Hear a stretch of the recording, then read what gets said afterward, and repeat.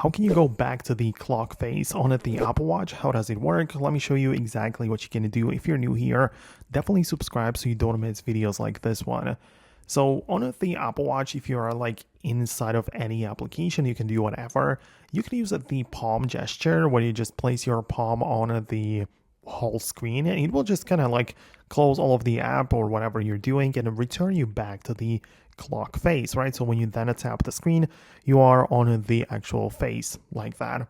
Or when you are inside of the all apps view or any application, you can just click the digital crown, which is the rotating button. It will probably at first return you back to the all apps, and then when you click it again, it will go to the clock face, right? So that's how it works. Let me know if you managed to set it up. It's really not that difficult or complicated. One thing that you need to know about it for the gestures to work is by getting inside of the like clock or Apple Watch settings app, and there you can find the gestures section, and one of them is the cover to mute, which is, this is the thing that you can do also by pressing the palm on the screen. It will also apply to the muting of like incoming calls and alerts, so I guess you might want to have that enabled as well. But that is all that I wanted to share with you. Let me know if you found this video helpful. Subscribe for more tutorials and upcoming videos like this one, and I'll see you later.